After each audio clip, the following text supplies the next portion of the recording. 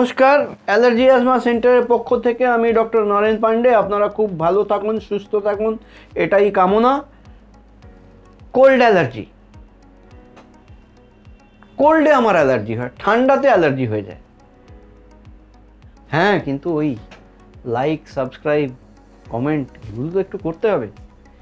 যদি আপনি শেয়ার করেন, সাবস্ক্রাইব করেন, লাইক করেন, তাহলে আপনারও বন্ধুবান্ধব, আত্মীয় স্বজন সবাই জানতে পারবে এই সমস্ত জিনিস।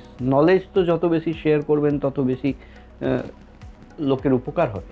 সেই উপকারের ভাগই আপনি হতে পারেন এই ভিডিওটাকে লাইক, শেয়ার, কমেন্ট করে। অ্যালার্জি সম্পর্কিত কিছু জানতে থাকলে, যদি কিছু অজানা জিনিস থাকে, কিছু জিজ্ঞাসা থাকে, নিচে কমেন্ট বক্সে লিখবেন। আমি পরবর্তী কোনো অনুষ্ঠানে আমি আপনার উত্তর দেওয়ার নিশ্চয়ই চেষ্টা করব। ফিরে আসি, কোল্ড অ্যালার্জি। ঠান্ডা হলেই আমার অ্যালার্জি হয়ে যায়, ঠান্ডা লাগে, ঠান্ডা বাতাসে অ্যালার্জি। হ্যাঁ, ঠান্ডা বাতাসে একটু অ্যালার্জি হয় ঠিক, কিন্তু সেখানে সেই ঠান্ডার ভেতরে যেটা পড়ে আছে, যেটা আপনাকে অ্যালার্জি করিয়ে দিচ্ছে, হাঁচি, সর্দি, কাশি, হাঁপানি, নাক বন্ধ হওয়া, নাক থেকে জল পড়া, এই সমস্ত জিনিসগুলো, গায়ে দাগড়া দাগড়া হওয়া, চুলকানি হওয়া, চোখ ফুলে যাওয়া, ঠোঁট ফুলে যাওয়া, এই সমস্তগুলোই অ্যালার্জি, কিন্তু বিভিন্ন জিনিস থেকে হতে পারে। তো ঠান্ডার থেকে অ্যালার্জি, এটা আমাদের ধারণা যে ঠান্ডা লেগেছে তাই অ্যালার্জি, ঠান্ডা বাতাসে লেগে গেছে তাই অ্যালার্জি। হ্যাঁ, ও বাতাসের টেম্পারেচারটা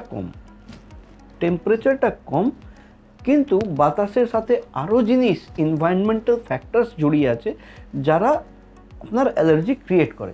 কারণ এই অ্যালার্জিক সিমটম হতে গেলে আমার শরীরের সাথে কোনো না কোনো প্রোটিনকে রিয়্যাক্ট করতে হবে, আর ঠান্ডা বাতাসে কোনো প্রোটিন নেই। প্রোটিন জাতীয় জিনিস ওই ঠান্ডা বাতাসের সাথে যারা ঠান্ডা বাতাস বহন করে নিয়ে আসে, সেটা হলো বিভিন্ন গাছগাছড়ার রেণু। এই ঠান্ডা পড়ে তখনই কিন্তু সেটা সিজনাল চেঞ্জের টাইম। সেই সিজনাল চেঞ্জ যখন হয়, তখনই যত আমাদের অ্যাটমসফিয়ারে গাছগাছড়া আছে, তাদের যত আনবাউন্ড পলেন্স আছে, তাদের রেণু আছে, তাদের পরাগ আছে, সেগুলো অ্যাটমসফিয়ারে ডিসপার্স হয়ে যায়। আর আমরা ধারণা রাখি যে এই ঠান্ডা ওয়েদার হয়েছে, কুল ওয়েদার হয়েছে, এই ঠান্ডা ওয়েদারের চক্করে পড়ে আমার সর্দি, হাঁচি, কাশি, ঠান্ডা লেগে বুক জাম, এই সমস্ত কিছুও হয়েছে। কিন্তু প্রবলেম ক্রিয়েটার অন্য জায়গা। প্রবলেম ক্রিয়েটার এই যে বিভিন্ন পলেনগুলো অ্যাটমসফিয়ারে আছে, কারণ পলেনেরই ক্ষমতা আছে প্রোটিন ক্যারি করার। প্রোটিন আপনার শরীরে যতক্ষণ গিয়ে না ইন্টারঅ্যাক্ট করবে, একটা অ্যালার্জিক ফেনোমেনন না তৈরি করবে, ততক্ষণ আপনার অ্যালার্জিক প্রবলেম হওয়া সম্ভাবনা অনেক কম। তার সম্ভাবনা প্রোটিন থেকেই আছে।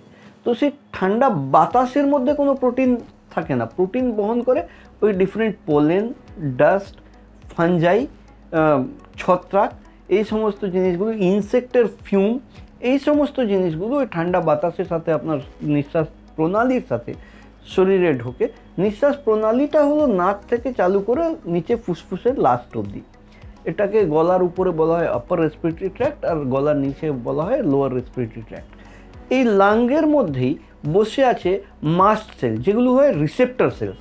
এই প্রোটিন যখনই ঢুকলো, তখন এই রিসেপ্টর সেল, মাস্ট সেল ওটাকে রিসিভ করে অ্যালার্জিক ফেনোমেনন তৈরি করে, একটা অ্যালার্জিক ক্যাসকেড তৈরি করে আইজি রেজ করে, ইমিউনোগ্লোবুলিন ই, যেটা মার্কার অফ অ্যালার্জি, যে পরীক্ষা করা হয়, সেই আইজি রেজ করে যে টার্গেট অর্গানে আপনার কষ্ট হচ্ছে সেখানে সিগন্যাল পাঠিয়ে দিয়ে আপনার কষ্টগুলো চালু করলো। অর্থাৎ এই যে ধারণা আমাদের যে ঠান্ডায় অ্যালার্জি লেগে গেছে, ঠান্ডার ক্ষমতা নেই অ্যালার্জি করার, প্রোটিনের ক্ষমতা আছে অ্যালার্জি করার।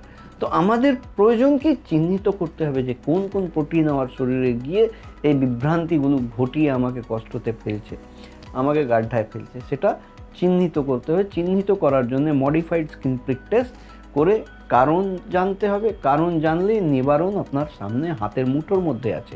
যখনই আমরা বুঝতে পারবো, কারণ চোর তো লুকিয়ে আছে, তাকে দেখা যাচ্ছে না, সে নিঃশ্বাসের সাথে ঢুকে যাচ্ছে, ভেতরে সমস্ত বোমাবাজি করে সমস্ত গণ্ডগোল একাকার করে দিচ্ছে।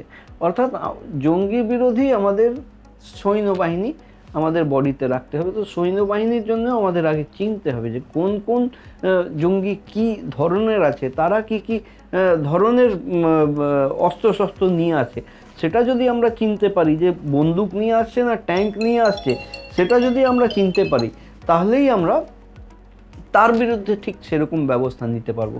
অর্থাৎ এটার জন্য আমাদের প্রয়োজন মডিফাইড স্কিন প্রিক টেস্ট, যেটা জার্মান টেকনোলজি, কোনো ব্লিডিং হয় না, ব্যথা হয় না, উজিং হয় না, ছোট ছোট বাচ্চারাও খুব কমফোর্টেবলি করাতে পারে। প্রথমে মডিফাইড স্কিন প্রিক টেস্ট করে চিহ্নিত করা, তার বিরুদ্ধে স্পেসিফিক ভ্যাকসিন তৈরি করে বডির মধ্যে ইমিউনিটি তৈরি করে দেওয়া, আর কোল্ড অ্যালার্জির বিদায়। এই বলেই আজকের মতন এখানেই বিরাম দিলাম। আপনাদের কাছে আশা করি লাইক, সাবস্ক্রাইব, কমেন্ট, শেয়ারগুলো করবেন, যাতে আমার আরও উৎসাহ বেড়ে থাকে, আপনাদের সামনে আরও নতুন নতুন কথা বলতে আমি পারি, আর আপনাদের নলেজ আমি দিতে পারি। ধন্যবাদ, ভালো থাকবেন, সুস্থ থাকবেন।